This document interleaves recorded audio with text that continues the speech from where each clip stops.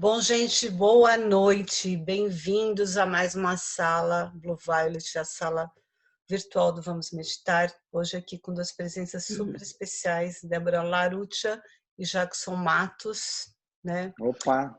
A Débora, ela é designer e também ela tem uma vida muito dedicada às questões da Amazônia, tanto no lado profissional como designer, como também na parte das viagens, que ela ajuda a coordenar junto com a Asha, que depois ela fala mais, que faz viagens espirituais para várias partes sagradas, né, do planeta.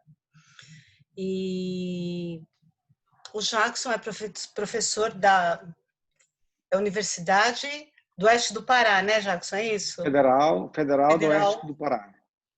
E ele também tem um trabalho muito bacana, que ele está agora fazendo parte de um grupo de pesquisa com uma prática chamada autocura do meio ambiente, que a Débora vai nos agraciar guiando uma prática curta da autocura.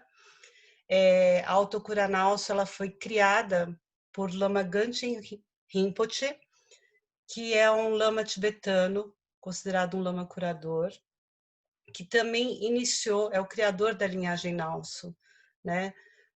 Lama Gangchen, ele com a sua extrema generosidade, pegou todos os ensinamentos que ele tinha, considerados secretos, né, dentro dos monastérios, e transformou isso em práticas acessíveis a todas as pessoas.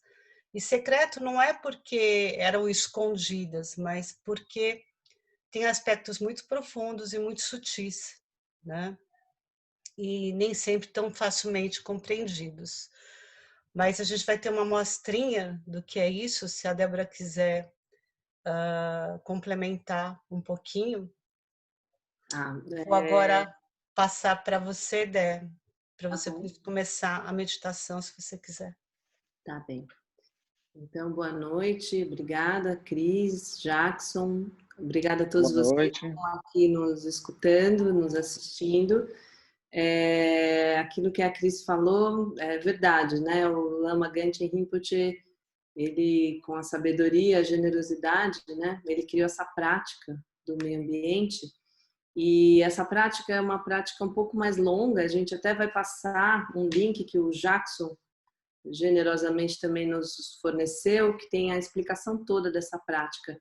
Mas o que eu queria agora, nesse 1 minuto, a gente vai fazer uma coisa bem rápida, só para a gente sintonizar um pouco com essa imagem aí que eu coloquei, essa imagem que é uma imagem linda, né, desse arco-íris lá na Amazônia, com os seus rios exuberantes, com a floresta. Então, eu só vou convocar quem quiser, lógico, né, pode participar ou não, pode assistir também, mas que agora por 1 minuto a gente possa sentir dentro de nós essa conexão, né? Porque o que a gente vai falar aqui basicamente nessa oportunidade que a Cris está dando para a gente é a conexão que de fato a Amazônia traz e cria, na verdade, essa percepção interna. Então, eu vou pedir para todo mundo fechar os olhos, quem quiser. Vamos respirar, prestar atenção na respiração. Respira assim normalmente. Para quem tiver facilidade, poder imaginar, sei lá, em algum momento que esteve na vida, né, um lugar puro, com os elementos puros da natureza, água pura, as árvores, o céu, que é o espaço, o fogo, né, do sol, das estrelas, sendo noite, sendo dia, o fogo está lá, e o vento. Então, que esse vento das memórias, né, nos coloque em algum lugar, algum momento da nossa vida, onde a gente teve em alguma natureza, não precisa ser a Amazônia, pode ser um parque, enfim, algum lugar. São Paulo, mesmo São Paulo, tem lugares muito lindos. Então, mais do que tudo, é uma convocação para a gente sintonizar através dessas memórias com esses elementos puros que nos trazem alegria e equilíbrio interno. Respira, respira, deixa qualquer tensão, tudo que fez, né, hoje durante o dia, vai deixando para trás.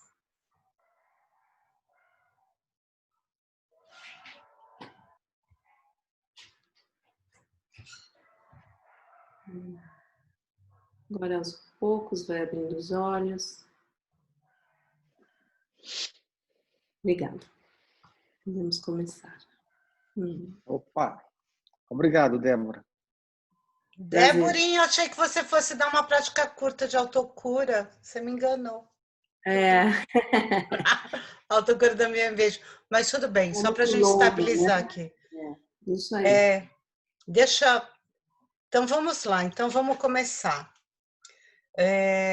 Jackson, vamos começar com você. Eu queria saber o que você faz efetivamente aí no Pará e como você fez essa conexão da sua vida acadêmica com a espiritualidade da Amazônia. Opa! Bom, boa noite a todos, amigos que estão aqui, Débora Tabakoff, a Cris, que legal te conhecer mesmo, viu, Cris? Você tem um astral muito positivo, Débora Laruccia, que está lá na Itália. Que prazer poder estar hoje, nesse dia 29 de junho, né? Dia de São Pedro, a gente podendo fazer essa live aqui com vocês. E aí, conversar um pouco sobre a Amazônia, né? Então, eu vou compartilhar aproveitando a pergunta. Então, eu pensei realmente assim, esse bate-papo, né? Falar um pouco dessa minha trajetória é sempre um prazer, né? E esse tema realmente é um tema que nos instiga, né? A esse adentrar no seu eu e poder falar cada vez mais dessa interioridade, né? Então, eu sou engenheiro florestal, formei na UFPR, fiz mestrado no INPA. Nessa época, tive uma boa... passei um ano aí na USP, na Exalc, mas também na USP, em São Paulo mesmo, na área ambiental, né? Centro de Ciências de Ambiente, no qual eu conheci realmente muitos grandes pesquisadores e a ciência brasileira, né? Essa ciência muito bem elaborada que não deixa a desejar a nenhum outro país, né? Então, nessa área ambiental, a gente começou realmente a ter esse conhecimento do que é a floresta, né? Do que é a funcionalidade, a composição, o que é a estrutura de uma floresta, todo esse contexto biológico, geográfico, físico, cultural. Mas eu comecei, quando voltei para a Amazônia, perceber esse algo mais, né?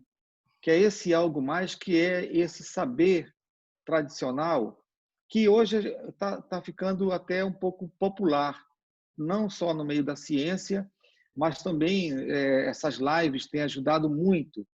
Então, o conhecimento que a gente tem hoje, para além da floresta, é justamente esse conhecimento que está vindo dos indígenas, o Ailton Krenak, o Davi Yanomami, a Narubiá, o Herreriá, que fez uma live sexta-feira com Roberto Aguilar, Gregório Gananian, Débora, a Daniele On, vários, o Hugo Albuquerque.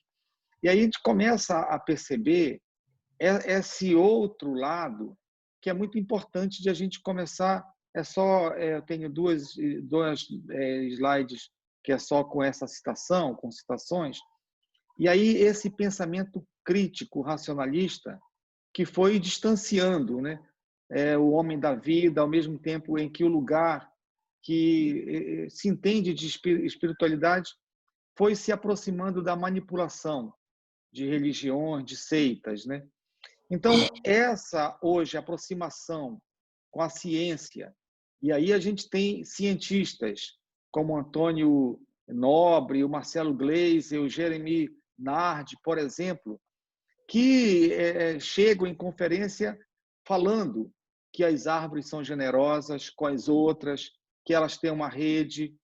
Então, ao mostrar isso, e aí isso é uma conclusão do Ailton Krenak, chegamos no que entendo como espiritualidade, que é essa sensação de experimentar o contato com esse outro, que é esse outro que está ao nosso redor, a montanha, o rio, a floresta, os pássaros.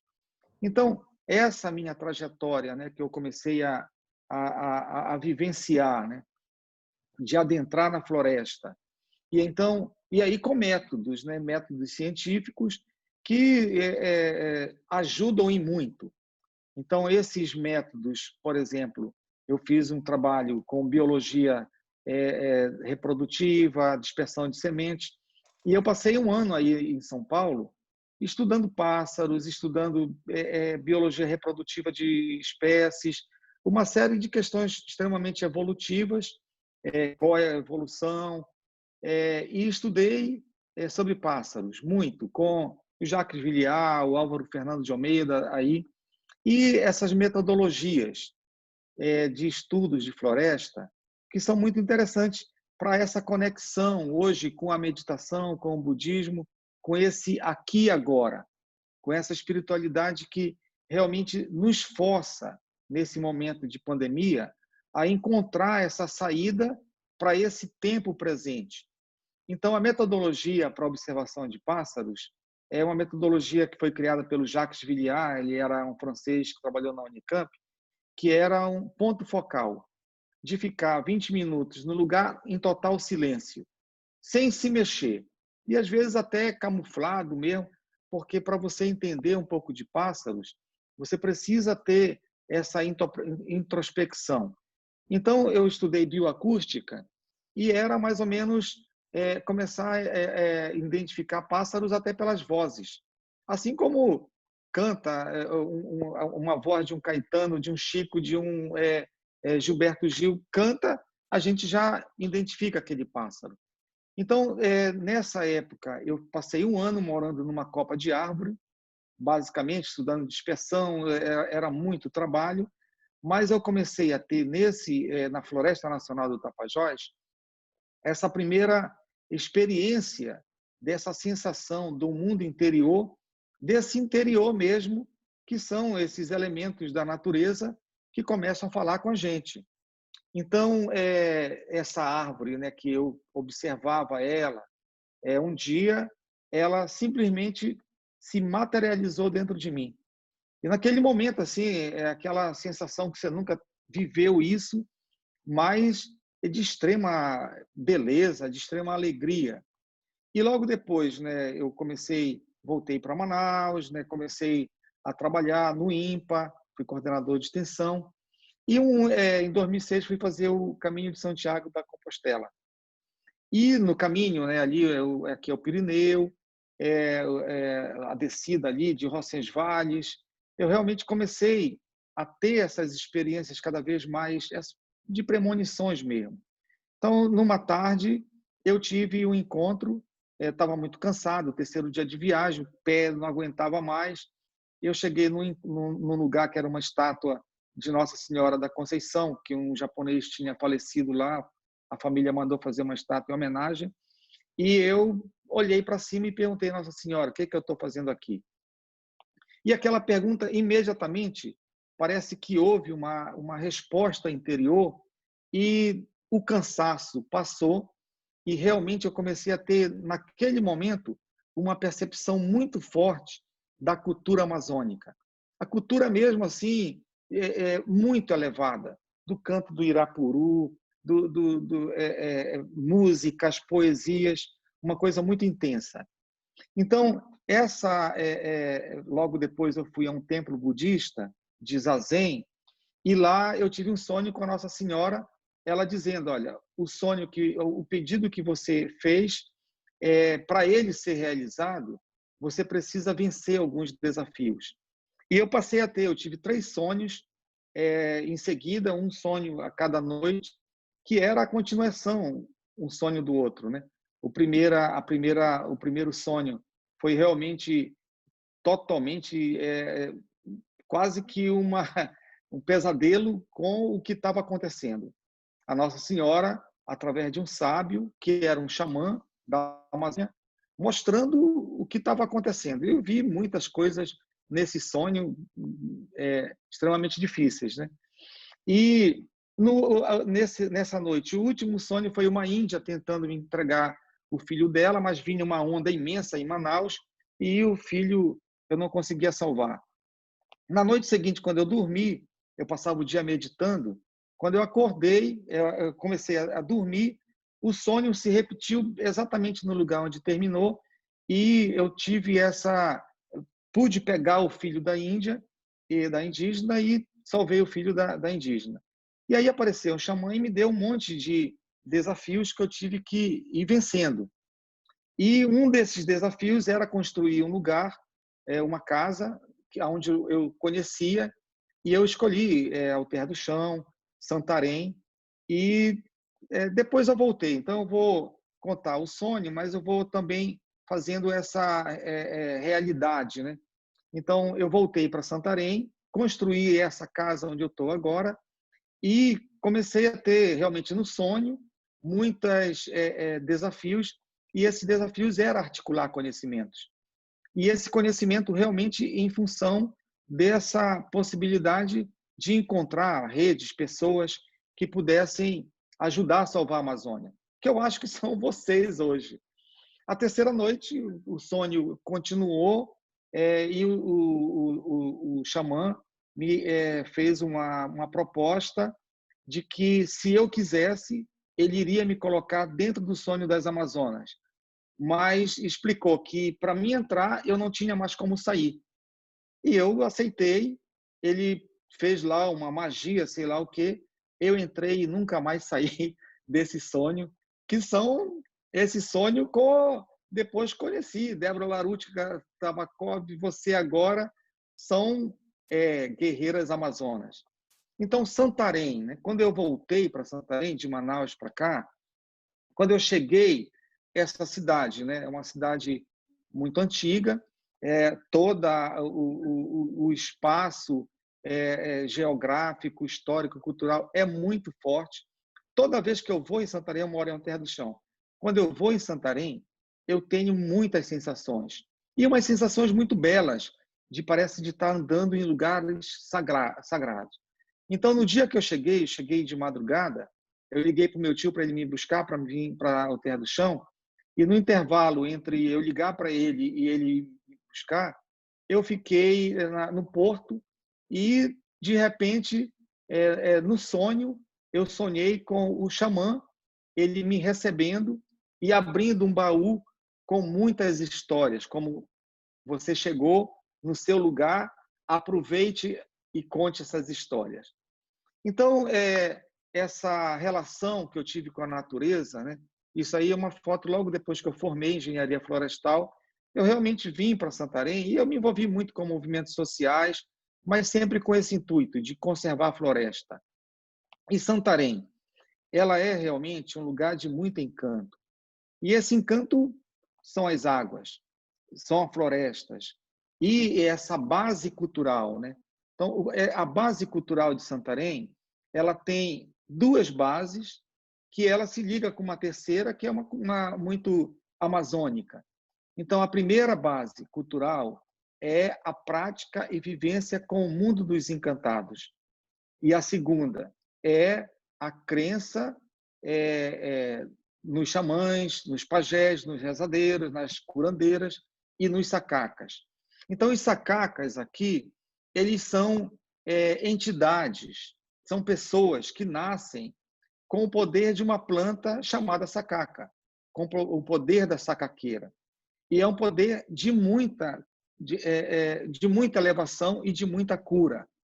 Então, aqui a gente teve 2 grandes sacacas, que foi o seu merandulino, que depois a gente vai mostrar ali o seu Salvador e o seu Laurelino.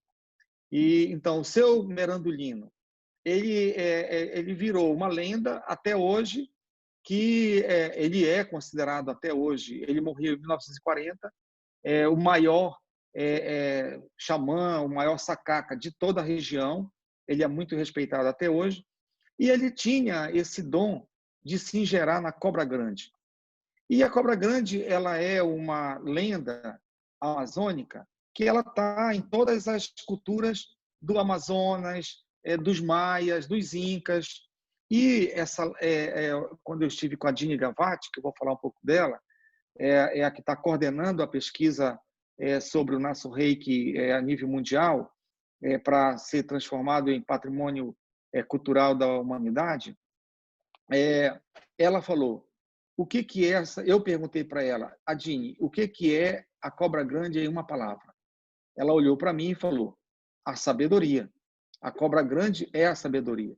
Então, esses sacacas, esses xamãs, eles adentram nesse universo que na yoga, no budismo, é muito hoje difundido, né? Essa prática em função desse saber. Então, é esse o saber que a gente tem num lugar como esse. Então, é o lugar do encontro de grandes rios, Tapajós com Amazonas. É um lugar de muita magia, de muita força mesmo, espiritual. Eu conheci pessoas do candomblé, da Umbanda, da Bahia, de São Luís do Maranhão, mestres mesmo, eles vêm todo ano passar Ano Novo ou no Encontro das Águas aqui ou no Amazonas, com o Rio Negro. Então, essa perspectiva, né, de começar a olhar a floresta a partir de um outro olhar, de um olhar de encanto mesmo. Então, esses signos que a gente começa a perceber quando adentra na floresta e começa a dar novos significados, né? Então, a Floresta Nacional do Tapajós, que é aqui do lado de Alter do Chão, tem lá a vovozona, que é uma samaumeira, na comunidade de Maguari, e a vovó de Jamaraquara. Então, toda vez que eu vou nessas árvores, e eu já fui muitas vezes, já orientei trabalhos, mestrado, aí, quando eu chego diante dessas árvores, realmente eu tenho uma sensação de que o mundo ele se abre de uma forma muito clara para mim. E talvez para vários outros xamãs, porque a Samaúma também é uma espécie de muitos segredos, de muitos mistérios. Ela é uma entidade, é uma princesa, a princesa Sama. Então, eu comecei a ter essa relação com os xamãs, e um dia, aqui ao Terra do Chão, uma senhora daqui falou, olha, Jackson, eu conheci na aldeia Bragança, na Flona, uma menina de 13 anos, que é essa moça que está aí, ela deve estar agora com 15, 16, que ela conhece tudo de floresta. Ela se interessa por tudo. Ela não larga do avô dela. E eu, no outro dia, peguei, o Mauro estava aqui, que é um amigo até da Rosa da Sanga, ele é mestre de Reiki, e fomos embora para lá. E quando eu cheguei lá, eu encontrei com o seu Domingos, que já me conhecia, lembrou de mim da época de 20 anos atrás, e aí ficamos logo os amigos. Ele falou, nossa, você é aquele mesmo. Sou. Aí ele falou, e você está mais jovem por dentro ainda, né? E aí, à noite, eu tive um sonho com eu ganhando uma pedra de pluma, toda colorida, uma pedra de pluma. E quando eu acordei, falei para ele, falei para ela, ela falou, olha, é a Iara, a deusa das águas, e ela quer que você seja batizado. Eu falei, opa, então eu pedi a permissão, e um ano depois eu fui batizado, teve nome e tudo, com o nome de Piatã, que é guerreiro. Então, esses batizados, que é muito interessante, no dia do batizado, eu fui batizado pelo neto do seu Laurelino, que é esse outro sacaca muito poderoso. O merandulino se gerava em cobra grande, o Laurelino ele se encantou numa árvore, que é a árvore do piquiá. Então, no dia do meu batizado, o filho o neto do seu Laurelino que comandou a cerimônia, e quando ele terminou, ele falou: olha, estavam aqui presentes o Merandolino, o Laurelino, o pajé Laurelino, a pajé Zenaida, que ela existe mesmo, está viva lá no Marajó. O filme Floresta Encantada, alguma coisa, Encantos alguma coisa assim, que foi da Tezuka Yamazaki, é com ela, é sobre a vida dela. A Yara e o Boto. E aí, Domingos, como é que isso acontece? Eles estavam presentes, todo mundo que usa o Tauari sabe, sente, porque é uma energia. Então, eu comecei a me interessar muito um pouco mais desse contexto um pouco mais amplo, né? E comecei a perceber essa região aqui, ela é cheia desses encantos, desses mistérios e dessas pessoas. Em Óbidos, a gente teve um senhor chamado Paciência, Seu Pacífico, que ele tinha o dom de curar qualquer problema de mordida de cobra, de arraia, de escorpião. Chegava com ele, ele resolvia a situação. Faro, Monte Alegre, tem muito dessas culturas. E aí a gente criou aqui uma floresta modelo, através do Serviço Florestal Brasileiro, IBAMA, ICMBio, o FOPA, eu sou o conselheiro, trabalhamos muito, mas a nossa dificuldade ela está de a gente realmente conseguir uma linguagem que converse com esses conhecimentos e incorpore no manejo. Então, esse é um desafio que a gente tem que vencer. Então, esse conhecimento de floresta. Então, não se conhece floresta de uma hora para outra. É muito pouco a pouco. É um encanto que vai se mostrando. Então, cada vez que você vai, aí você vai ligando as coisas e vai percebendo essa interconexão que está no campo popular. Então, eu pude aqui em Terra do Chão conviver com senhoras como a dona Luzia Lobato. Então, uma senhora que sozinha ela resgatou uma cultura imensa, que é a cultura do Sairé, e aí juntou várias outras, as amigas dela, a dona Teté, e recuperaram uma cultura de mais de 300 anos, que está viva, que é a festa do Sairé. E da onde vem esse poder dela? A dona Luzia eu conheci, fui muito na casa dela, ela vinha aqui em casa, ela já faleceu agora nessa da Covid aí. Não foi disso, mas disseram que foi uma coisa meio complicada. Ela é indígena, Borari, e ela falava, ela tinha no quintal dela mais de 150 espécies da floresta.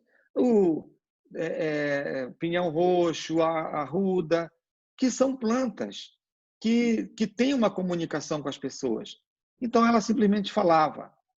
Então, quando eu comecei a ter esse contato mais com o budismo também, eu comecei a perceber essa ligação. Então, é como se uma pessoa, realmente, o povo amazônico é muito desconfiado, com razão, mas eles aceitaram o Lama Gante, o Lama Michel, a Lama Caroline, que são os que estão vindo com a Asha, né, que a Débora pode falar mais depois, porque eles identificaram neles que também eles têm esse mesmo tipo de conhecimento e o que é interessante, que preservado, né, através da cultura do tibetano. Então, eu comecei a interagir um pouco mais, fui nas viagens com a Lama Caroline, e aí uma coisa que é muito interessante, quando a gente começa a ter essa percepção desse campo de espiritualidade e desse poder de energia. Então, eu fui agora em Borobudur, eu fui em Albaniano, eu fui lá no Himalaia, e aí o que é muito interessante disso? É que a mesma energia que a gente sente quando está nesses lugares que são encantados foi a mesma energia que eu senti lá em Borobudur, incluindo com as árvores, a árvore de Bodhi, Bodhi, né? Que é a árvore onde o Buda iluminou. Então, essas práticas que elas começam a interagir e, com toda a sinceridade, eu sou um pesquisador. A primeira vez que o Lama Michel veio, o César, o Dinael me convidaram para ir conhecer, para bater um papo ali. E eu fui muito desconfiado. Não, quem são esses caras, né? Mas eu já conhecia um pouco o Lama Michel de uma reportagem, talvez na National Geographic, uma revista e tal. Mas assim, o Lama Gante, quem é? E aí eu fui um pouco com esse intuito, né? Não, vamos entender o que querem aqui e tal, toda essa coisa. E quando eu conheci o Lama Michel, a minha tese de doutorado, ela chama-se Enraizamento Cultural e o Ecoturismo na Amazônia. Então, em uma frase, resumindo uma tese de 200 páginas, ela se resume numa frase que é do Dalai, de um budista chamado Kamanalisha. O Dalai Lama escreveu um livro sobre isso, que diz o seguinte: se queres alcançar o despertar supremo para ti e para todos os seres, a raiz é o desenvolvimento de um pensamento altruísta, firme e estável como uma montanha, uma compaixão que a tudo abarca e uma sabedoria transcendente, desnuda de dualidade. Eu passei 4 anos estudando essa frase. Quando eu conheci o Lama Michel, ele explicou isso com muita clareza.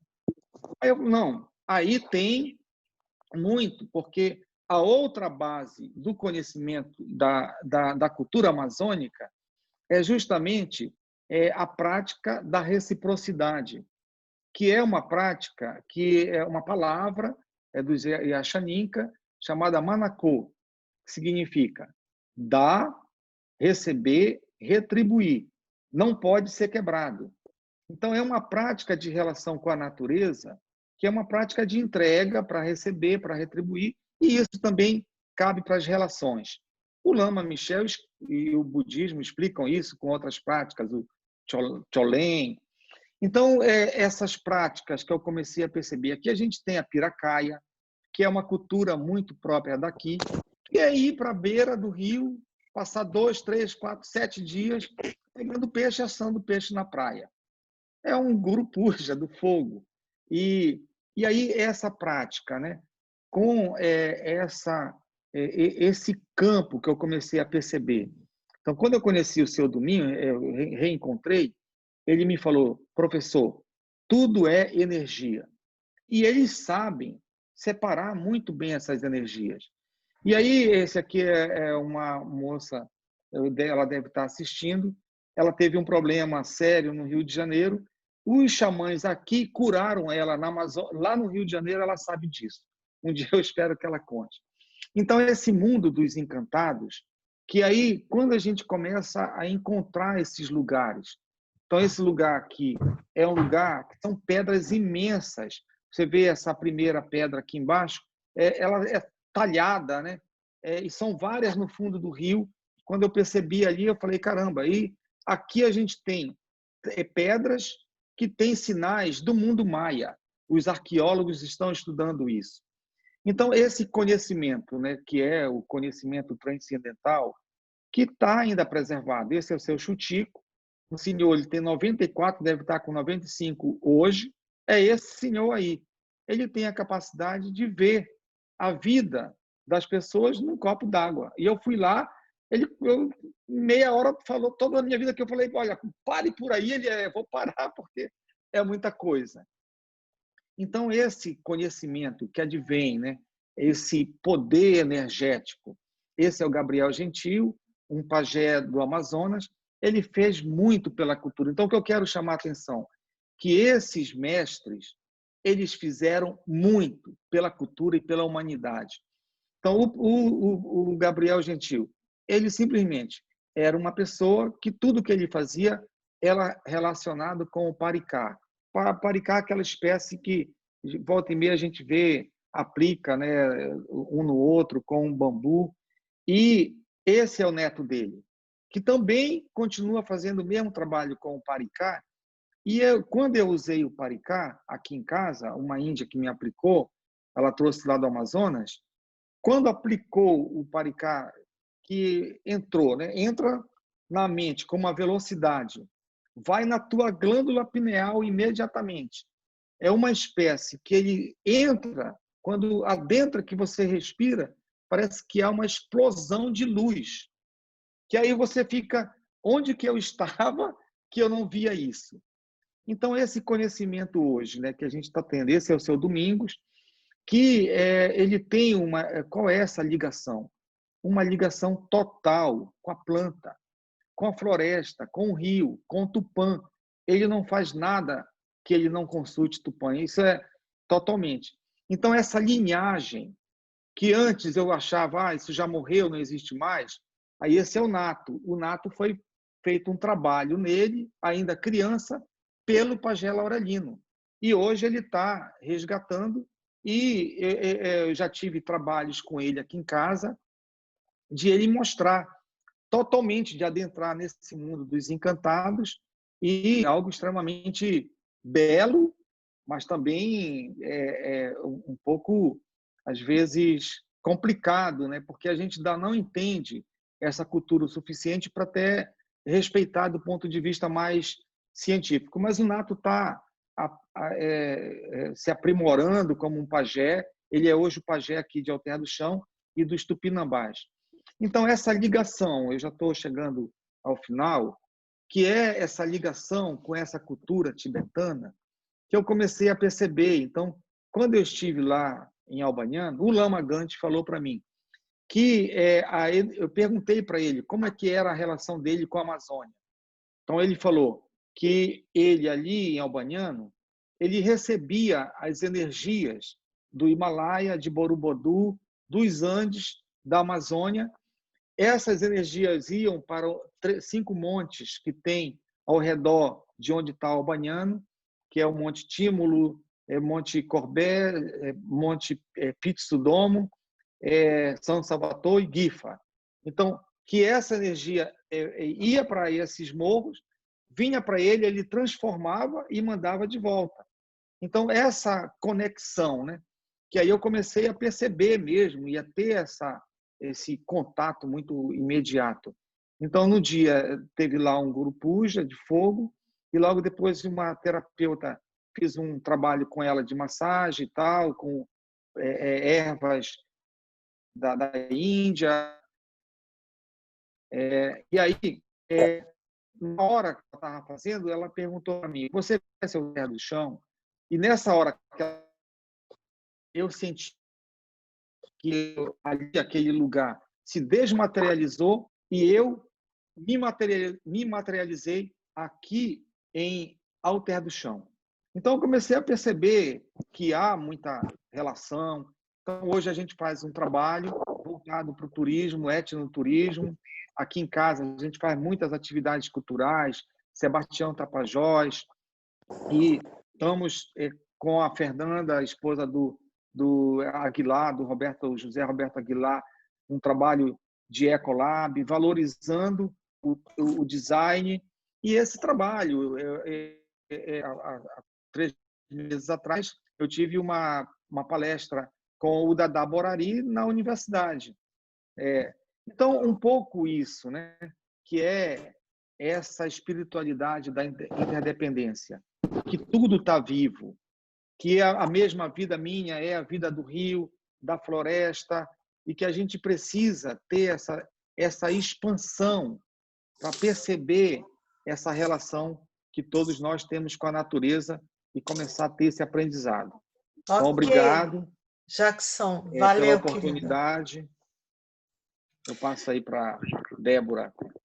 Dé, e aí, conta a sua história. Qual que é a sua história com a Amazônia e como isso te inspira? Antes de perguntar, ninguém tem uma pergunta para o Jackson? Como é que fica essa coisa das perguntas, Cris? É no final, é isso?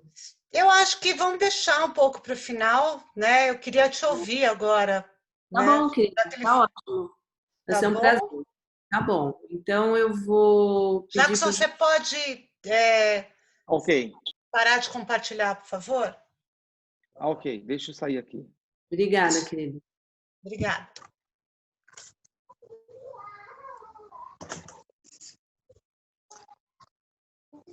Bom, só um minuto. Estou saindo aqui. É só parar de compartilhar. Deixa eu entender aqui como é que é isso. Que eu acho que... tá. Já entendi aqui. No alto. No alto, né? Tá, já. Okay. Ótimo. Tá ótimo. Então, primeiro, então, quem entrou depois, boa noite novamente, né? Bem-vindos. E muito obrigada mais uma vez, Cris, Jackson, super legal a gente está fazendo agora, né? Enfim, essa conversa, né? Porque, na verdade, essa questão da energia, da espiritualidade na Amazônia é uma coisa muito ampla, né? Realmente, como o Jackson apresentou também, a gente tem muitas pessoas, muitas histórias, muitos seres assim de poder na floresta, né? Isso lá na região do Pará, no Acre, no Amazonas, enfim, todos os estados, né, da Amazônia, a seu modo, têm e compartilham, né, dessa sabedoria milenar, né, na verdade, que essas culturas, enfim, ancestrais conservam, né? É muito interessante. Uma vez a gente fez um evento em São Paulo que chamou Amazônia Brasil. Eu tive a oportunidade, né, junto com outras pessoas, nós fizemos a concepção desse projeto. Ele aconteceu no Sesc Pompeia, foram 240 mil pessoas fazer essa visita, então foi muito prestigiado, né, no Brasil, depois foi para outros países e tudo mais. E foi incrível que a gente trouxe pajés de vários lugares e quando eles se encontraram, eles se olharam assim, porque a gente teve que levar, enfim, para uma casa toda especial, porque eles não comiam comida normal, eles não dormiam em hotel, assim, eles eram realmente, né, estavam na região deles, é onde eles ficaram a vida toda. Então a gente levou essas pessoas, quando elas se encontraram, foi tão interessante, eles olharam para o outro e falaram: "Nossa, você é aquele que eu encontro no astral". Entendeu? Eles conheciam, sabe, igual a gente tem amigo de Facebook hoje em dia, mas eu estou falando de uma coisa já de, sei lá, 16 anos atrás. Então, eles se conheciam nos trabalhos que eles faziam. Assim, eu confesso que eu ouvi isso e eu fiquei muito surpresa. Não era uma coisa que realmente não fazia parte, né? Enfim, na minha mente não cabia uma coisa dessa. Mas foi com tanta naturalidade, eu não tinha dúvida. Então, enfim, tudo isso para contextualizar. Falar da Amazônia e da espiritualidade, realmente, acho que eu vou poder contribuir com isso, falando da minha própria experiência, né? Eu não sou expert em nenhuma dessas áreas, mas assim, já junto com esse trabalho que eu vou mostrar da Asha, desde 96, né, que eu ando pela região.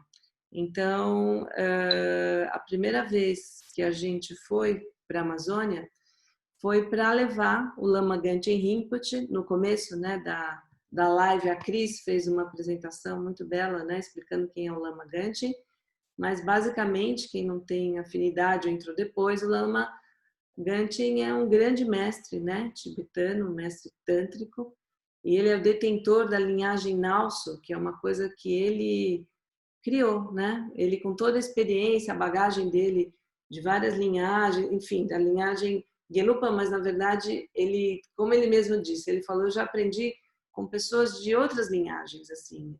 Aliás, o que sempre me encantou no Lama Gangchen, que ele é extremamente aberto, né? Uma pessoa muito conectada com outras religiões. Então, foi, enfim, nessa ocasião que a gente concebeu, né, e montou a ASHA, chama Associação de Artes Curativas Himalaia Amazônia Andes. A Débora Tabakoff, a Gabi que está aqui, não sei mais quem mais da ASHA, mas na verdade nós somos uma família, né? Desde então que a gente começou a fazer essas viagens com o Rinpoche, isso criou um laço muito grande entre nós, né? Porque essas experiências, né, como a gente pode ver aqui, ele chegando em Santarém, tem esse Puja do Fogo, fizeram uma festa em Alter do Chão, fizeram um palco sob a água, e era uma coisa assim belíssima, entendeu? Então a gente sempre, na verdade, teve uma experiência muito positiva, né? Nesse contato do budismo, nós como turistas, né, de certa forma, sendo levados para essa experiência na floresta. Na verdade, assim, para contextualizar, o Saúde e Alegria, né, eram os nossos grandes parceiros que nos apoiaram desde o princípio, e a Débora Tabakoff, ela por anos morou lá na Amazônia. Então foi aí que esse link, né, entre nós, São Paulo, budismo, né? Inclusive com o pedido do Lama Gante. Ele chegou para a Débora e falou: olha, eu queria ir para a Amazônia, me leva, né? Então a gente acabou se conhecendo, enfim, foi tudo muito orgânico e isso né, permanece até hoje. Então essa aqui é uma foto muito linda da Cláudia Prochan, porque assim a gente fala Associação de Artes Curativas, porque também tem muita arte nas nossas viagens, né? A gente tem a questão do circo, da música, as pessoas que vêm com a gente tem fotógrafos, cineastas, enfim, é sempre uma coisa muito dinâmica, né? A gente teve o Fausto, é o nosso cineasta hoje em dia, né? Que nas últimas viagens, enfim, ele nos acompanha, mas a gente tem o Vicente Kutka, né? Que é muito legal falar dele. O Vicente foi uma pessoa que, desde as primeiras viagens da Asha, muita gente conhece o Vicente, né? Ele não está entre nós hoje em dia, mas assim, todo esse carinho, esse amor, essa coisa da arte que ele fez sempre com tanta beleza, né? E generosidade, isso nos influenciou nas primeiras viagens, mesmo ele não estando presente, isso se manteve, né? Nas viagens outras que foram acontecendo. E para contar, assim, o Lama Gante está aqui nessa imagem com esse senhor. Esse senhor, ele tinha uma coisa de tremer, ficar tremendo o corpo por anos. E o Rinpoche, desse jeitinho, a carinha que ele veio, alguém pediu uma ajuda, ele simplesmente, eu assisti isso, né, diretamente com outras pessoas. Ele foi lá, pôs a mãozinha, fez um carinhozinho, ficou assim, não falava português, mas assim, se comunicando, né, com as pessoas, com todo esse amor, e o rapaz parou de tremer, simplesmente assim. Foi uma coisa, né, ninguém... o Rinpoche nunca foi muito de explicar, ele não era aquela pessoa de ficar enaltecendo as coisas que ele fazia, os milagres, assim que a gente pode dizer, as curas, né? Era uma coisa muito suave e na verdade, eu acho que isso também as pessoas na Amazônia ficaram muito sensibilizadas, de ver o tamanho, né, do coração dele, da generosidade e ao mesmo tempo essa simplicidade, né? Porque o Lama Gante é assim, lá na Amazônia, eu tive a oportunidade de estar com ele no Tibete, ele está num trono de ouro e ele é a mesma pessoa, ele não muda, né? Ele também não está entre nós, mas assim, eu nunca vi nenhuma mudança no Rinpoche. Realmente ele é uma pessoa extraordinária. Bom, a partir dessas viagens com Lama Gante, a Lama Caroline, ela não era lama ainda, quando ela começou a participar. Depois, o Rinpoche já não tinha condições de ir nas viagens, então a maioria das viagens da Amazônia que a gente fez com a Lama Caroline. Então, assim, foram viagens, assim, foram muitos grupos diferentes, como eu falei sempre, a Asha não era uma agência de viagens, não é, né?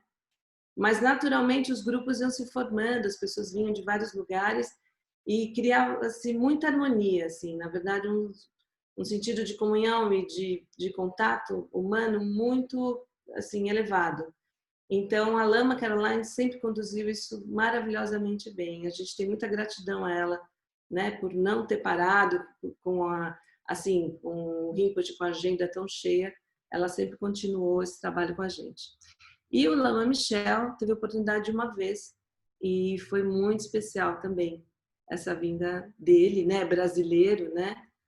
Conhecer a Amazônia foi algo muito emocionante e de certa forma foi muito legal vê-lo também descobrindo, né? Descobrir essa novidade. Ele ficou encantado com a Amazônia. O Lama Michel ele viaja praticamente pelo mundo todo.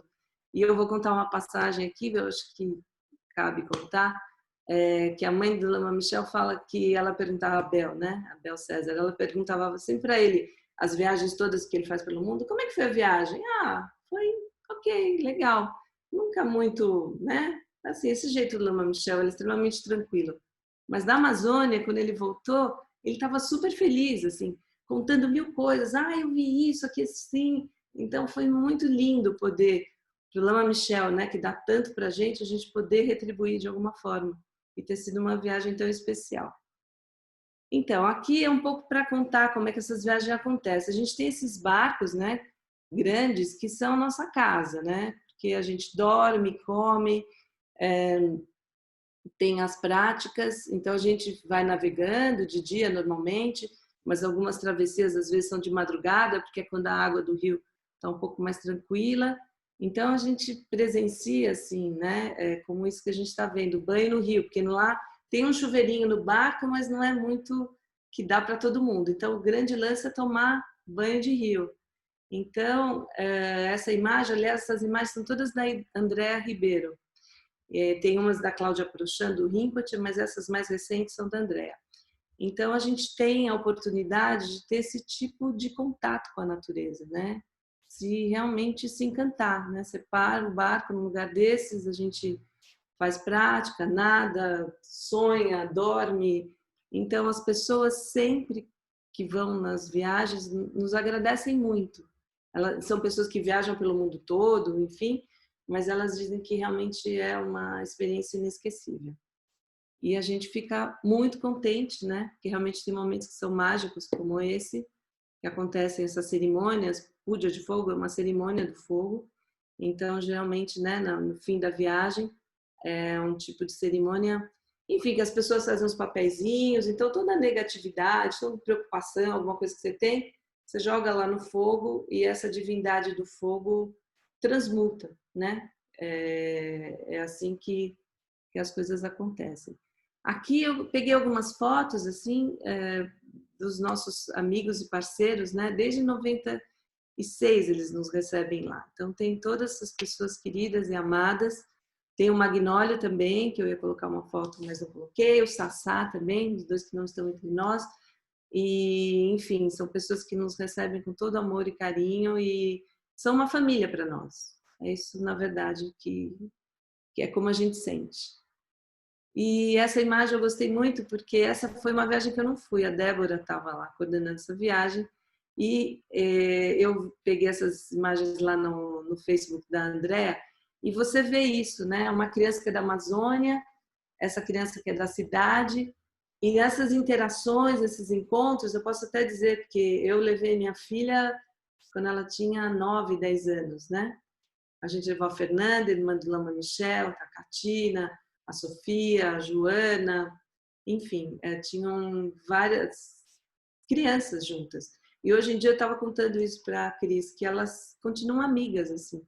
A partir conheceram a Dara, né, nessa viagem, que é a filha do Eugênio, e que nasceu lá praticamente lá na Amazônia, se criou lá, e elas têm uma ligação assim de mesmo uma irmandade. Eu comentei isso com a Cris, pode estar em qualquer lugar do mundo, elas sabem que elas podem contar umas com as outras, né? Então acho que isso, esse valor humano que a gente tem nessas viagens, realmente os encontros são inesquecíveis também. Bom, isso aqui só para a gente ter uma ideia, né? Quando cria essas viagens do barco, enfim, às vezes tem 60, 70 pessoas, é muita gente. O Jackson já, né, participou, sabe como é que é, uma loucura isso. E no fim a gente vai encontrando o pessoal da comunidade, tem gente que, né, nos acompanha, os parceiros, e acaba, enfim, criando essa conexão, né, muito muito forte, porque esses ensinamentos NAU, as práticas que são feitas, são todas para pacificar o lugar, as pessoas, para criar equilíbrio, para essa conexão entre a floresta, né, o que está dentro de você e fora de você estar em harmonia. E num lugar como a Amazônia isso é muito fácil, porque os elementos lá são muito fortes. Então, só de você estar tomando banho de rio, estar fazendo as práticas com os lamas, estar nessa interação, naturalmente você vai se sentindo melhor, você vai recuperando a sua saúde, a sua beleza, é natural, é uma coisa espontânea. E então só mais algumas imagens. Aqui tem enfim, alguns links que a gente vai passar para as pessoas, porque para quem quiser saber mais sobre os elementos, sobre a Asha, a gente tem aqui esses links, aí vocês podem saber melhor. E também depois eu vou passar um link dessa prática da autocura do meio ambiente, viu, Cris? Porque eu acabei não fazendo, porque eu achei que o tempo era curto. Está sem áudio. Eu vou colocar todos esses links, inclusive o link da prática, no Tá descritivo do bem? vídeo, porque eu subo esse vídeo depois Claro, não, claro. e eu É passo só- para as pessoas, tá? Para Tá. vocês passarem para as pessoas que participaram. Então, E vocês para... fiquem tranquilos. Tá Mas eu bem. queria que você continuasse falando da sua experiência profissional, como Claro. tudo isso te influencia, né, Então, no seu trabalho. eu escrevi aqui enfim, né, com um texto dizendo isso. O que é a Amazônia? Assim, a força da natureza, da floresta é uma coisa tão, tão, tão, tão grande que quando você tem contato, né, com a floresta, enfim, com os elementos, aquilo que te traz é uma coisa tão preciosa que o que você quer é retribuir, entendeu? Então, a Amazônia, na verdade, é uma jornada, porque é uma coisa que você começa e isso vai te levando para outros estágios. A gente tem aqui a Débora, né, também, tem muita coisa que pode contar da Amazônia, tem a Gabi também, que está desde o começo da Acho, agora ela está fazendo um trabalho lindo, sempre fez com crianças, mas agora ligado a essa questão amazônica. Enfim, o Jackson, né, como está falando, professor, doutor, com a vida dedicada, né, à Amazônia. Então, quando você vai tendo esse contato, é muito forte, você quer retribuir. Então, a Cris me fez essa pergunta, né, porque a gente teve um encontro antes para fazer um ensaio de como ia ser a live, e ela falou, como é que isso influenciou o seu trabalho, né? Então, eu sou designer, né? Não falei essa parte minha, mas enfim, eu sou designer de produto e, enfim, também trabalhei, como eu disse, nessa questão da Amazônia Brasil, que é uma coisa mais, um design socioambiental. E uma parte minha do trabalho é que eu tenho um trabalho também com joias, né? Faz algum tempo.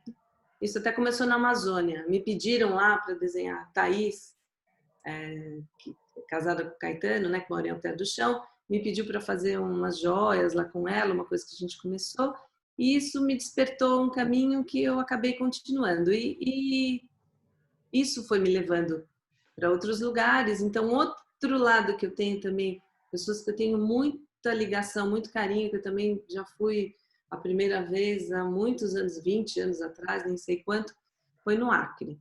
Então, no Acre tem as pessoas queridas, enfim, eu fiz um trabalho com o governo dentro da floresta para fazer pequenos objetos ali com comunidades bem isoladas mesmo, uma coisa que você pega o barco, vai num rio estreitinho, assim, que quando cai uma árvore você tem que fazer assim para passar por baixo, só vai de canoa bem rasinha.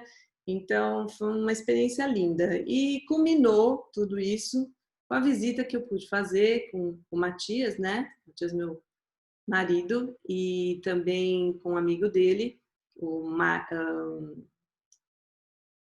Mark, que é um alemão, e a gente foi para essa tribo, a Xaninca.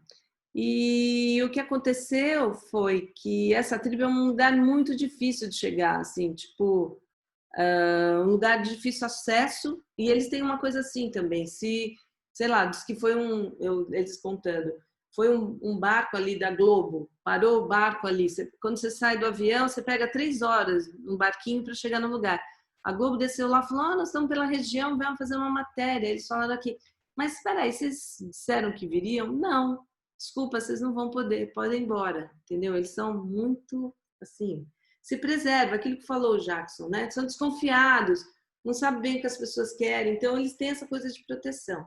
Então, quando a gente recebeu esse convite de ir até lá, foi uma coisa que eu fiquei imensamente contente e desse trabalho, enfim, acabou que eu acabei fazendo uma coleção, que é essa daqui, inspirada, né, no grafismo deles. A gente passou alguns dias ali lá na aldeia deles, e realmente são pessoas incríveis, assim, foi uma experiência, enfim, eu tenho muita gratidão, tenho saudades, da vontade de voltar, mesmo com toda a dificuldade de acesso, porque realmente também os Axanincas, né, como o Jackson até estava citando, eles têm uma ligação com a natureza e no fim até ali algo que tem umas plantas, enfim, tem um bioma ali especial, porque eles estão a 2 horas do Peru. Se você for caminhando, você atravessa a fronteira. Tanto que uma parte dos Axanincas está dentro do Brasil e a outra está dentro do Peru. E os Axanincas, né, tem essa coisa dos Incas, né? Eles têm essa ligação com essa cultura. Então, eles têm dos Incas. Então, eles têm uma sabedoria, assim, uma presença, é uma coisa assim, é impressionante. É isso que eu posso dizer. E a gente aprende muito, muito, muito com eles. Assim, quando a gente foi lá, eles nos levaram na floresta, aí eles vão te apresentando para cada planta, porque eles têm essa cultura de compartilhar, não é um que sabe. As crianças, todo mundo. Nós chegamos lá, eles vão te apresentando. Então, eles vivem totalmente dentro da natureza, entendeu? Eles e a natureza é uma coisa só. Então, esse é um trabalho. Então, eu com as crianças, a gente fez uma sessão de fotos, a gente ficou se divertindo. Esse aqui é o Moisés Bianco, dessa família, né? A gente visitou lá dessa aldeia. E esse aqui também é um trabalho que a Petra Schwarz, nossa amiga, acabou fazendo, enfim, para essa coleção, especialmente para a coleção da Ileia. Então, é isso. Muito obrigada. Aproveitando esse gancho, eu queria perguntar para você, e depois já o Jackson também falou isso no final da fala dele. Tá. Tem jeito de a gente salvar a Amazônia e desenvolver ela ao mesmo tempo? Porque acho que nenhum lugar do mundo conseguiu salvar uma floresta ou um verde e trazer desenvolvimento junto. E você falou aí de arte, de design, você falou de design social também, né? Queria que se você pudesse explorar um pouquinho disso, né? O que seria esse design social. O Jackson também com o ecoturismo, uma série de coisas. Jackson, quer responder primeiro e depois voltar para mim? Pode ser? O que você acha? Dá para Vocês que salvar a sabem. Amazônia? Professor doutor, o que você acha? Dá para salvar a Amazônia? Precisa ligar o áudio aí. Peraí que eu... Tá. Está bem conectado aqui já, né? Pode. Fala. Então, ativou o som, né? Por favor. Cris, essa tua pergunta, né? É uma questão, é uma chave, né? Tem jeito de salvar a Amazônia? Então, é meio uma operação para Hércules aqui, né? Mas a gente está vendo muitas coisas acontecendo para os dois lados agora, né? Então, por exemplo, a gente está vendo um monte de lives de movimentos, né, mundiais, internacionais, aqui mesmo no Brasil, mas a gente vê esse outro lado, né, extremamente violento e muito articulado, né? Então, qual é a realidade disso hoje? Saiu uma pesquisa numa revista internacional, publicada essa semana, que fala o seguinte: a Amazônia, temos um termo aí, que são áreas devolutas, né? Áreas não destinadas. Isso equivale a 50 milhões de hectares. Dessas áreas não destinadas, 26% ela já foi grilada. Então, é uma área que não é do governo, não é do índio, não é de ninguém, está lá. Aí o governo abriu essa história do CAR, do cadastramento ambiental rural, e de repente, assim, quem se autodeclarar que é dono daquela terra, aí tem um tempo lá, é feito com o Serviço Florestal Brasileiro, se não tiver nenhuma contestação, ele ganha. E esse jogo já destruiu o equivalente a 2 estados do Rio de Janeiro. E todo o cadastro já está feito em cima de um tamanho equivalente à Espanha. Então, essa realidade, né, que é uma realidade extremamente violenta, e aí essa outra realidade que é essa nossa aqui, que é de encontrar alternativas, mas como articular? Como articular, por exemplo, o Sting, a Gisele Bündchen, o Morgan Freeman, com a realidade que tem aqui dos indígenas? E aí, como que elo? Porque tão pouco as universidades ainda abriram a sua percepção para essa realidade do que é a floresta. Então, esse meu contato, né, que eu acho que cada vez está mais intenso, Caiuto Krenak, os indígenas aqui no Tapajós a gente tem 8 mil indígenas. Estão sofrendo com essa história da Covid. Mas, se a gente consegue abrir cada vez mais essa sensibilidade das pessoas para criar espaços adequados, universidades com essa temática indígena, de saber tradicional, e começar a abrir para essa nova realidade, que é a realidade de sair desse normal, que é só a destruição, e ampliar o conhecimento para que as pessoas percebam um outro estilo de vida, que é esse estilo que a Débora mostrou aí, que eu mostrei, né? É um pouco desenvolvimento regional, né? Que fala das raízes. Regional, mas articulado, Sim. A partir de um processo até mesmo que tenha, sei lá, uma indústria cultural do audiovisual, desses modelos da biojoia, do ecodesign, do ecoturismo, que as pessoas comecem a perceber essa grandeza. Então, hoje, a gente tem uma demanda por isso. Então, cada vez mais, a gente tem visto as pessoas dizendo nas lives: eu não aguento mais a cidade, eu quero ir para o mato. Então, é essa desconstrução de um pensamento que adentrou com a colonização, que é o que está no mundo, que é uma globalização, de uma homogeneização, que a gente precisa desconstruir. Então, essa decolonização, como é que desconstrói? Conhecendo esse diferente, conhecendo o Axaninca e querendo que o Axaninca seja ele mesmo, conhecendo o seu Domingos, o trabalho fenomenal. Eu levei 54 juízes federais ali com eles, e eles fizeram um ritual de verdade. Então, o que é um momento de viver assim como o Lama Gante, aquele jeitinho lá, pá, curou uma pessoa? Eu já vi as pessoas sendo curadas de doenças terríveis, a gente leva lá na aldeia, 2, 3 dias, pô, curou.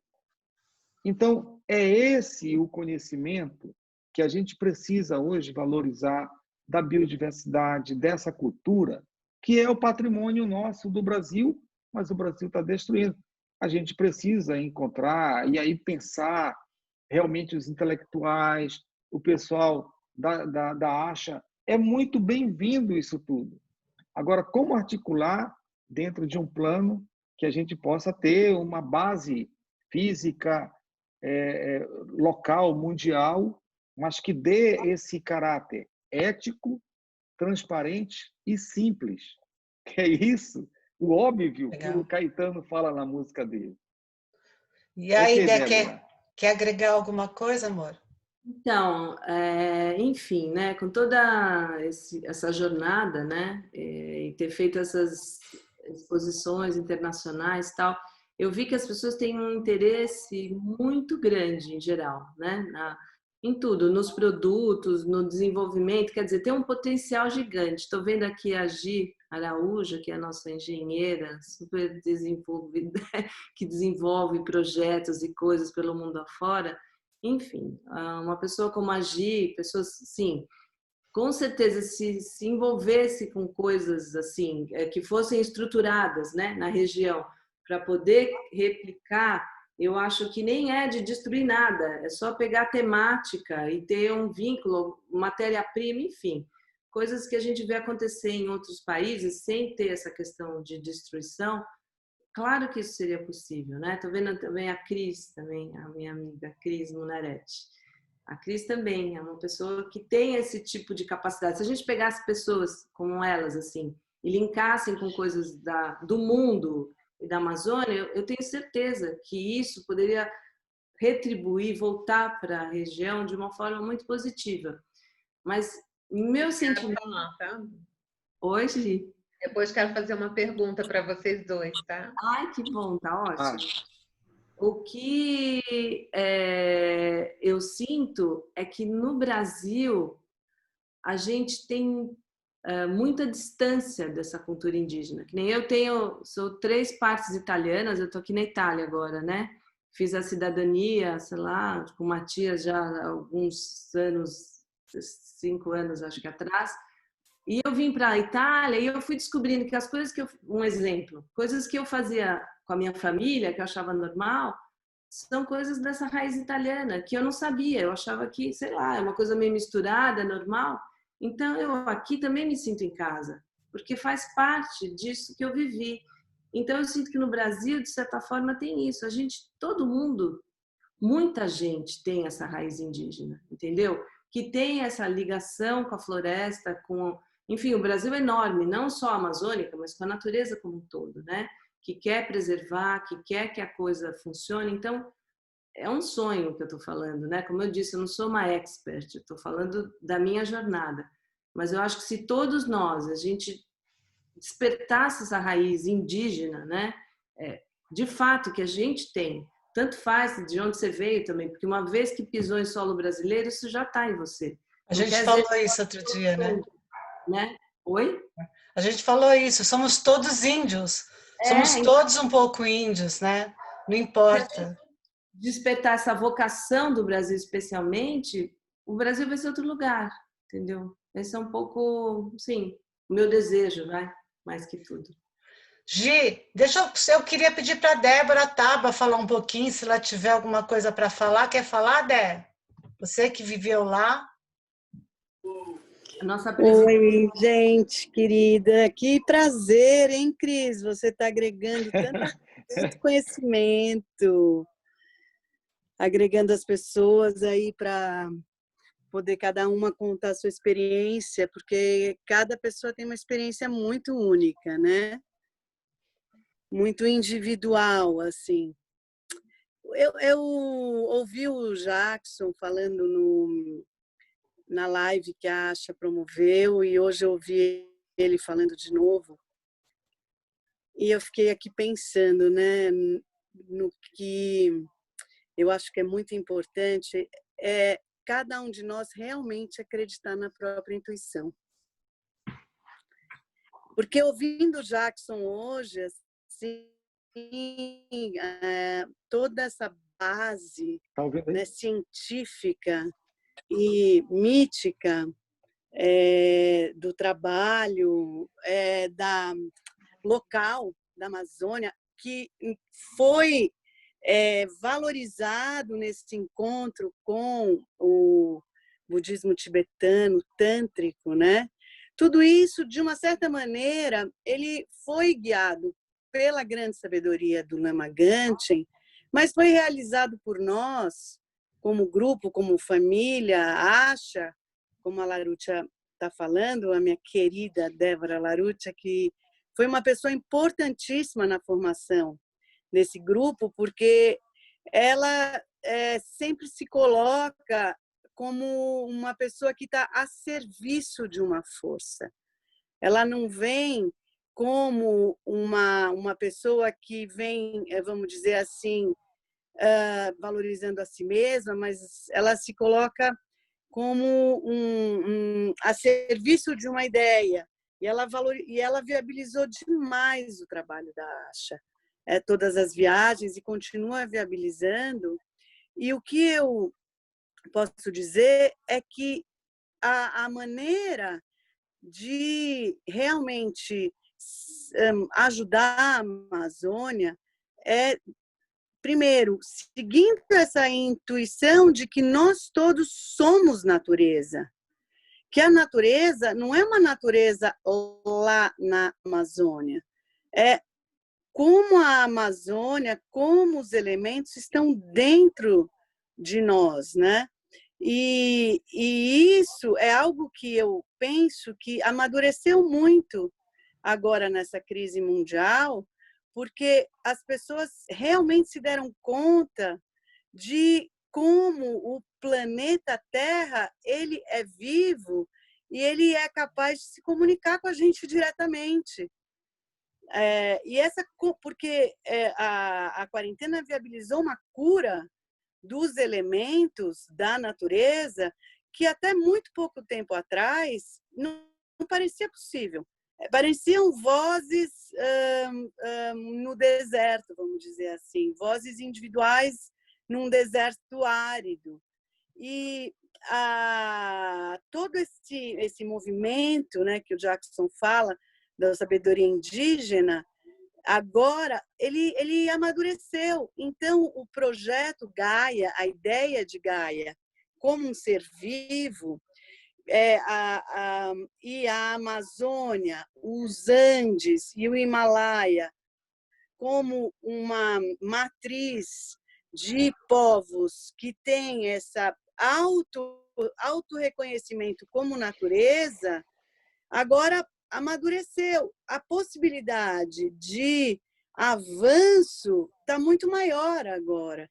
E o caminho desse avanço é através desse investimento no trabalho individual sobre si mesmo, de maior consciência. Então, eu acho assim, que esse momento que nós estamos aqui reunidos, ele só mostra a força de recuperação da floresta. E é muito lindo assim, poder ver que muitas coisas que a gente faz assim intuitivamente, na energia, na vibração, no desejo de se desenvolver, acaba tendo um resultado futuro. E isso, Cris, que eu acho que está sendo muito legal da gente estar se encontrando aqui nesse seu espaço virtual, porque mais pessoas estão se autodesenvolvendo, porque se você pensar quem são esses grandes seres, né, como o Lama Gante, ou mesmo como esses pajés, ou esses caciques, ou essas entidades da floresta, são pessoas que se desenvolveram, né, espiritualmente. Então, assim, eu acho que a grande contribuição da Asha é em relação à energia feminina, sabe? A gente ter esse desejo de curar o mundo, de se ajudar, de se tocar, de ser carinhoso, de se amar, de investir assim, meio sem saber muito bem aonde vai dar, mas meio com uma seta assim, das Amazonas que aponta para a cura, né?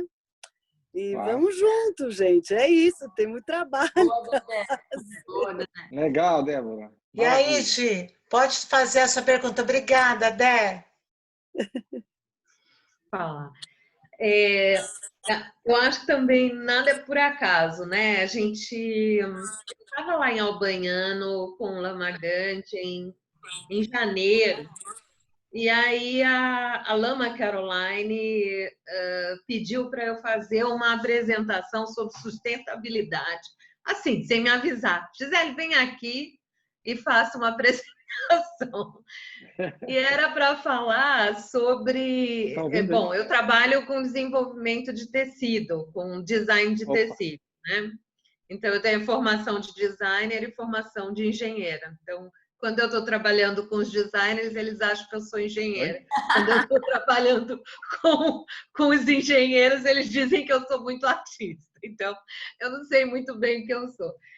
Então, ela começou a conversar, pediu para eu falar, e aí eu fiz mais ou menos uma parte da minha introdução da minha dissertação, que é um histórico de como que a moda chegou ao ponto que chegou, no nível de consumismo, a segunda maior poluente do planeta. Então, assim, hoje, todos os ambientalistas e até amigos meus que antes tinham a minha profissão, hoje são ativistas, né? Por quê? Porque realmente, se a gente não mudar a forma de pensar das pessoas, a tendência é realmente o planeta ficar num estado bem pior do que está, né? E aí foi que várias pessoas vieram me procurar depois para eu poder explicar melhor como é que as pessoas poderiam exigir das empresas uma atitude responsável e consciente em relação ao planeta. Aquilo que as pessoas fossem escolher para comprar ou para vestir fosse algo sustentável, porque é difícil, porque como as empresas não são transparentes, o consumidor não sabe o que ele está comprando. Ele não sabe a que ponto aquilo dali está tendo um impacto no meio ambiente. Bom, isso é tudo para... Vamos encurtar, porque é uma história longa, mas acabou que eu me envolvi com algumas pessoas em alguns projetos por conta dessa minha fala lá. E aí, com a morte do Lama Gandhi, com a passagem dele, para mim está ficando muito claro que eu tenho que fazer algo para retribuir o que ele fez por mim. Uma das coisas, eu comecei a escrever um livro que eu prometi para ele, mas em inglês, e eu estou no capítulo da Amazônia e eu não consigo sair do capítulo da Amazônia. A Amazônia, ela pega. Porque olha, aconteceu tanta coisa naquela viagem que eu precisei ligar para algumas pessoas e elas me deram um retorno delas em relação ao que aconteceu, porque eu não lembrava de tudo, sabe? Porque aconteceram coisas que me marcaram muito, assim como traumas e coisas que alavancaram, assim. Inclusive, eu sinto realmente uma presença forte desses encantados, eu tenho essa conexão, né? Então, o que aconteceu?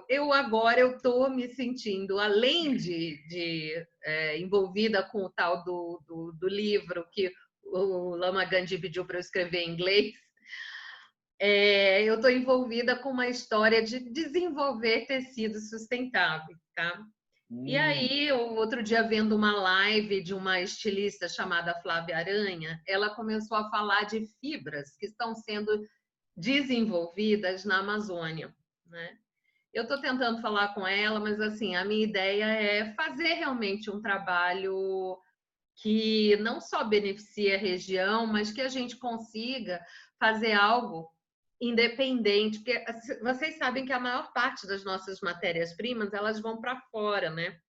A juta, que é da Amazônia, vai para a Índia, o algodão.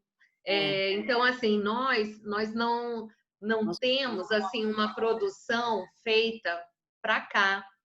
E eu acho assim que chegou uma hora que eu tenho que usar a minha expertise para fazer alguma coisa. Mas sabe quando você não sabe por onde começar? Aí eu liguei outro dia para a Dara para ela conversar comigo sobre a viagem. Ela falou que foram tantas viagens que todas misturaram na minha vida. A minha também, vou ser sincera.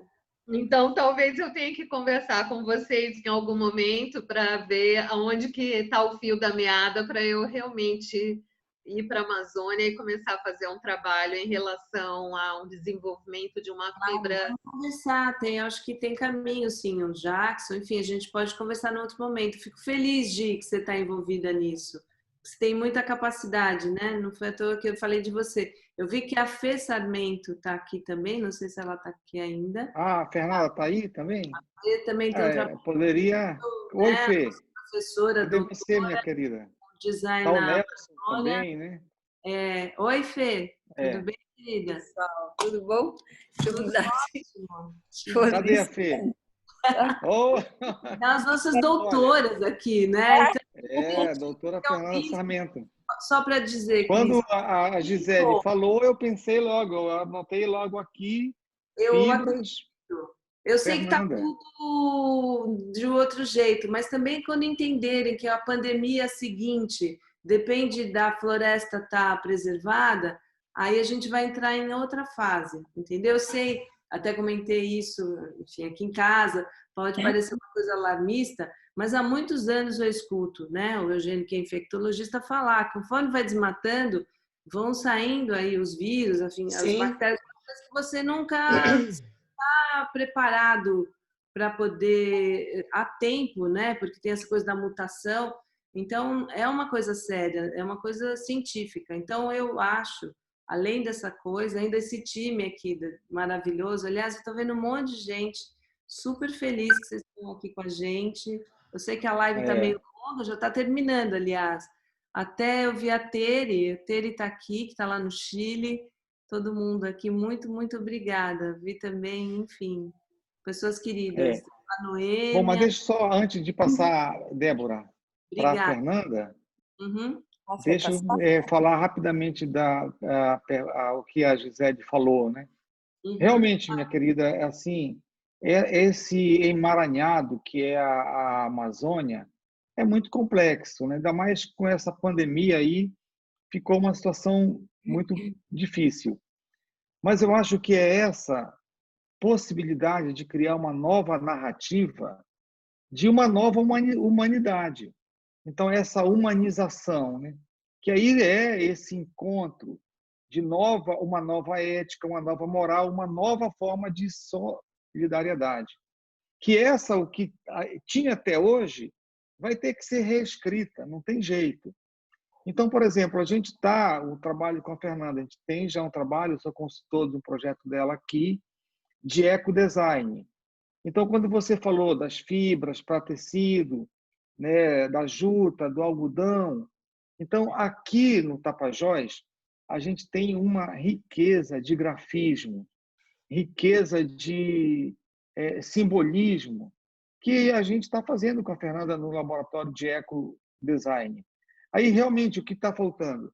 Juntar essas expertises e aí criar realmente uma perspectiva de relação com a comunidade diferente. É lógico que é esse momento, né?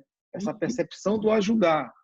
Isso aí, eu acredito que a maior prática do altruísmo é essa perspectiva. Mas essa ajuda no sentido também de procurar essa compreensão, de não estar achando que vai levar a cidadania, que vai levar a dignidade. Não, é de criar a condição para que a própria comunidade desenvolva essa cidadania. Aí cabe a ideia do termo da florestania, que é o de pegar esse simbolismo e transformar isso em cidadania. Cabe o termo amazonizar-se, que é essa ideia do aprender a ter um afeto, uma afinidade, de ter essa consciência de pertencer a esse plano extremamente amplo. A Cris tinha feito uma pergunta, eu vou só falar antes de passar para a Fernanda, que vale a pena. Então, esse jeito, né? O que eu sinto quando eu entro na Amazônia? Então, realmente, aí eu quero só contar essa experiência. Eu sou asqueiro e não tenho nenhum problema, mas eu não tenho nada com dogmas. Mas eu tenho com esse lado científico. Então, essa experiência, dessa percepção que a Débora Tabakov falou, que tudo está vivo, o Gaia, o planeta Gaia. Então, é uma experiência que foi muito interessante. Eu tive no congresso em Girona, e estava lá o David McQueen, é um químico farmacêutico, ele escreve muito e pesquisa muito sobre a ayahuasca. Ele falou que ele veio no Brasil, foi em São Paulo, e bebeu numa sessão da União do Vegetal, aí a ayahuasca. E quando veio aquela força estranha, né, que é muita força, a planta falou para ele: vocês macacos não sabem nada. E mostrou para ele a teoria Gaia viva em uma sessão. Ele falou que depois conheceu Thomas Lovejoy e falou: caramba, é isso. Então, esse começo de começar a perceber uma outra filosofia, uma outra ciência, uma outra tecnologia, que é uma tecnologia dessa percepção de que tudo está vivo, a planta, a pedra e tal. E daí ir criando isso, esse DNA dessa arquitetura, que a Fernanda está fazendo isso agora aqui com as comunidades. Diga lá, Fernanda, um pouco para ir casando, juntando, articulando esses conhecimentos aí. Oi, pessoal, boa noite. Nem estava pensando em falar nada. Seja Mas bem-vinda. Obrigada. E também quero falar que eu estou muito feliz de estar com vocês todas aqui, saudades e feliz de estar falando de Amazônia com vocês também, até porque eu devo ao Centro de Dharma, ao Lama Ganchen, toda uma guinada que eu dei na minha vida de direcionar mais o meu trabalho em design também, um pouquinho diferente do da Débora, que eu sou mais voltada para comunicação, para design gráfico, mas foram nas meditações do Centro de Dharma que eu fui entendendo que esse era o meu caminho mesmo e que tinha que direcionar. Não bastava só ficar aqui em São Paulo trabalhando que nem uma formiguinha, mas tinha que abrir esse espaço, né? Bem, mas aí tantas coisas estão acontecendo, mas o que eu acho que eu posso trazer de contribuição para essa conversa sobre os caminhos, né, da Amazônia, a gente pensa muito nisso e, enfim, não se tem certeza, eu também estudo muito tudo isso, tenho algumas vivências, mas algumas coisas me parecem bem importantes de serem trabalhadas. Primeira, hoje, depois de oficinas com borracha, etc., etc., eu acho que uma das coisas mais importantes é a comunicação. E é um fazer junto, é um co-criar, é um design realmente posicionado de uma maneira muito diferente do que aquele design que a gente conhecia do século XXI, né? No campo do design tem estudos assim, e muita gente já trabalhando com esse design mais participativo, colaborativo. E o que eu vejo assim, né? A Amazônia tem uma cultura fantástica, maravilhosa, a população local tem uma habilidade incrível, a cultura material é riquíssima. Não só a cultura do artesanato, mas, né, a cultura da música, de tudo. Então eu acho que é assim, começar a juntar essas peças, né? Olhar o que se tem, né? Como a Gisele falou, olhar para a matéria-prima e olhar junto com eles, né? Mas assim, o que eu percebo que assim foi feito muito na área, por exemplo, do artesanato, era um trabalho muito de cima para baixo. Então nós, enquanto pessoas de fora, olharmos para o território e falarmos, poxa, isso aqui vai vender muito na Europa, vai vender muito no Sudeste, vou lá e vou fazer com eles. Isso não é, de fato, uma criação coletiva, né? Eu acho que as coisas que vão ser feitas, que podem ser feitas, elas têm que ter... A visão do colonizador, né? É. E a gente cai nela, às vezes, justamente porque quer ajudar, porque enxerga um mercado e, então, consequentemente, enxerga a possibilidade de entrar dinheiro, que a gente sabe que tanto precisa. E eles também caem nessa visão, né?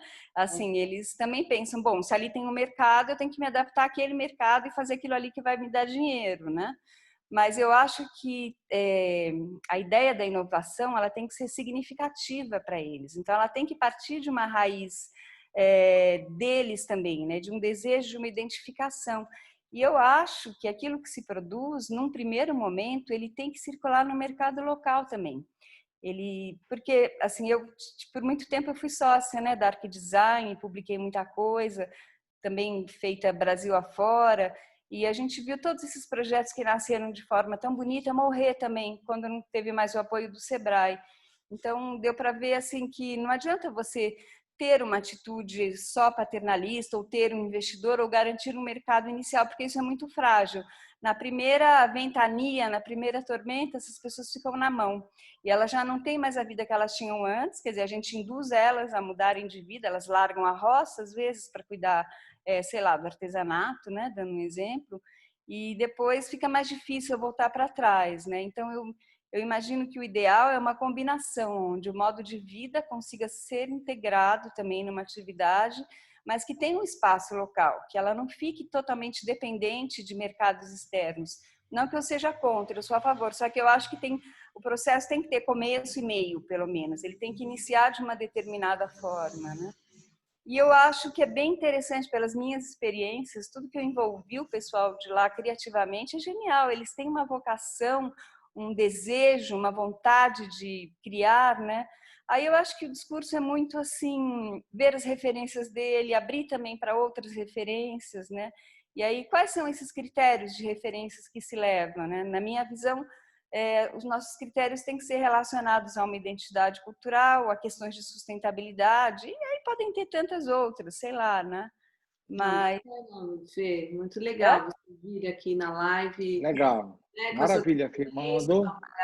Não, ela é uma designer incrível, pesquisadora, doutora, enfim, ela tem várias frentes, mas é isso por isso que eu acho que tem chance de algum momento dar certo, né? Se a gente tem o Dharma entre nós, né? Por coincidência, tem gente que sim aqui, tem gente que não, estou vendo as pessoas que participam, que tem essa, enfim, essa coisa comum, essa base comum, né? Não é todo mundo é bem-vindo, Mas eu estou dizendo, se a gente vai se encontrando e falar, então, já te conheço há 20 anos, você está pensando em fazer isso?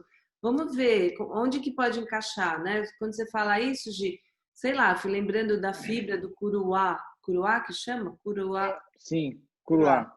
Curuá, que é uma coisa incrível que eles têm. Até eu fiz um trabalho lá com Eber Lopes. A gente até desenvolveu uns tecidos, eu tenho umas amostras assim, como disse a Fernanda, a continuidade tem que ver, mas eu já tenho, enfim, uma coisa super linda, só que a gente teve dificuldade para conseguir fazer essa ponte, né, do material com quem vai produzir, vai fazer, como disse a Fernanda, essa coisa não ficar tão frágil, né, ela ter continuidade. Então acho que tem uma hora que todo mundo pode conversar. A Gabi, Fernanda Kioski, estou vendo aqui, ela está ouvindo a gente, Gabi? Acho que ela não está, está longe. a Fernanda, ela trouxe uma coisa muito importante mesmo, que é sair de um romantismo, né? Do que é bom e realmente integrar. Porque às vezes a gente vê um pouco com o romantismo de um pensamento que vai e muda, o que às vezes precisa ser integrado, né? Que nem a tal é meio conceito de agrofloresta na minha cabeça, que eu entendi o que a Fernanda falou. E até porque, assim, a Amazônia, ela é uma consciência, né? Com tudo aquilo que compõe, ela não é um lugar, né? Ela tem uma consciência, ela tem uma egrégora que compõe toda aquela natureza. E daí, para finalizar, eu queria perguntar para vocês, né? Dentro dessa questão de que se a gente considerar que a Amazônia, com tudo aquilo que ela contém, aqueles povos, aquelas histórias, né? Toda aquela energia, como é que o nosso mundo interno, como é que os nossos elementos, né, influenciam nesse mundo externo também. Não sei quem vai falar sobre isso, mas alguém vai. A Débora. Ela mesma, ela estava ali. Mas você, inclusive, que está fazendo esse trabalho com a autocura do meio ambiente, você pode contar um pouco da sua experiência. Quer falar logo, Débora? Não, assim, como que eu vou te dizer, né? Assim, a pergunta é um pouco ampla, né? Porque, na verdade, enfim, a Amazônia, tudo... Porque, na verdade, a Amazônia, ao meu ver, e essa questão da cura do meio ambiente, do Rinpoche, é só para te dizer num resuminho, assim. Se você fizer poluir todo esse ambiente externo, isso vai voltar para você, ou em forma de pandemia, desequilíbrio, de doença, seja lá qual vai ser a forma desta interação, né?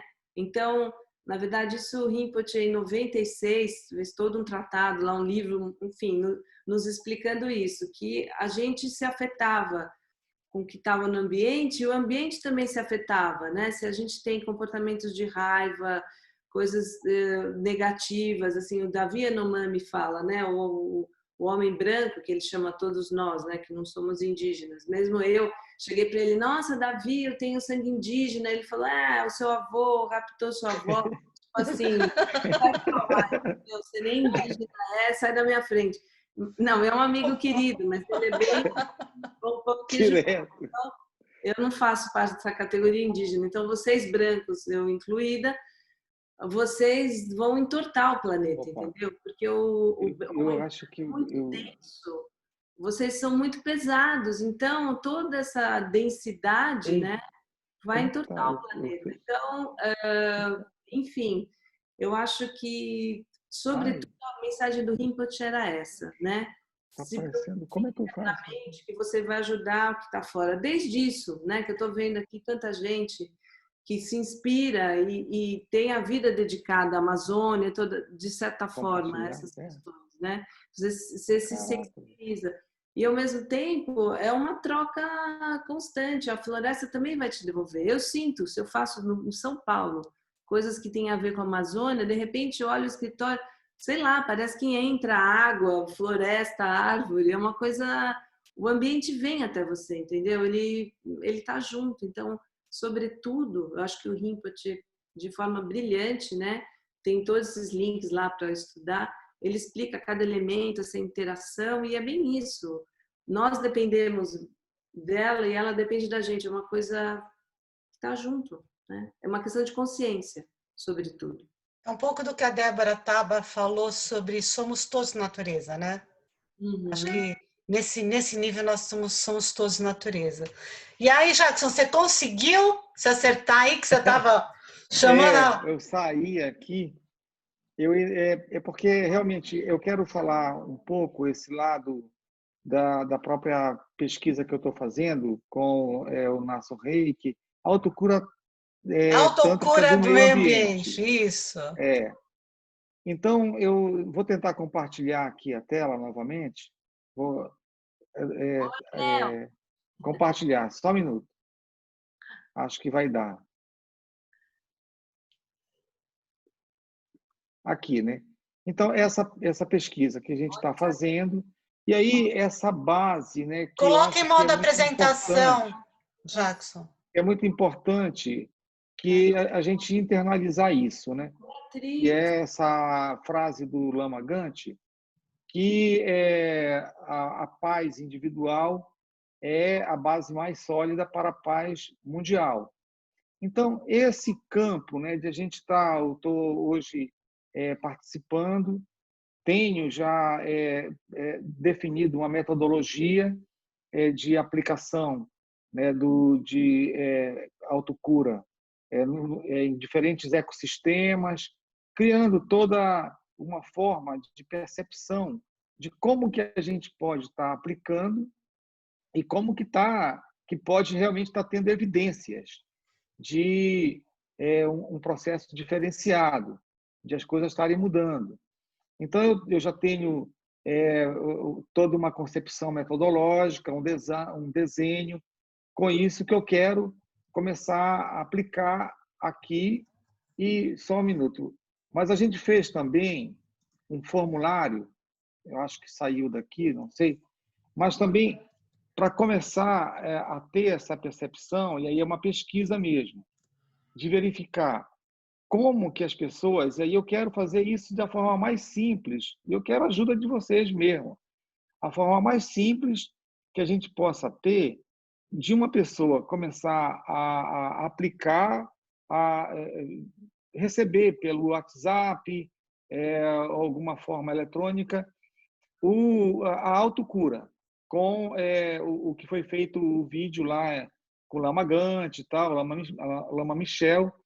E aí essa percepção que as pessoas começam a ter do que é o antes e o depois de fazer uma prática. E aí qual é a motivação que passa a ter para trabalhar com o meio ambiente? E aí o que é que eu estou querendo ter essa percepção? É de verificar realmente há uma perspectiva de aplicar uma prática como essa, um método, como guia disso aí, e a gente começar a ter retornos concretos no meio ambiente. Mas também esse retorno em relação à percepção da pessoa dela mesma, a percepção dela da natureza, a motivação que ela tem para começar trabalhos coletivos, trabalhos comunitários, se engajar nas coisas. Então, eu já fiz um formulário que como é que é antes esses sentidos, esses sentimentos interiores e esses sentimentos que você passa a ter em relação à tua comunidade, ao teu meio ambiente. Então, esses são os passos, né, que a gente tem que começar a dar e aí ir percebendo, né, como que isso vai atingindo a criatividade das pessoas, como que isso que a Fernanda falou mesmo, falou muito bem. Como é que você vai tendo esse olhar junto com a comunidade? Então, esse que acho que a questão mais central, né? Porque ainda temos um problema, só para encerrar, temos um problema grave, tanto da ciência quanto dessas relações, que muitas vezes a gente não aprende a dar voz ao outro e aí tenta incutir um estilo de vida, algo que não é o que eles estão afim. Então, esse aprendizado da humildade, né, de como chegar até a comunidade, esse é o X que a própria universidade tem que atacar, né? A voz para as próprias comunidades, lideranças dizerem o que elas querem, né? Exatamente, se olhar junto. Uma coisa e é totalmente diferente. É. Gente, quanto tempo a gente está de live? Não, então, é isso. O Nelson levantou a mão, eu vou só... Nelson, se você quiser abrir o seu microfone para falar, a Débora está na Itália, coitada, já são quase 2 horas da manhã. Não, tá tudo bem, eu nem estou com sono, estou de boa. Mas assim, Nelson, por favor, se você quiser só fazer o seu comentário, fazer a sua pergunta e a gente encerra.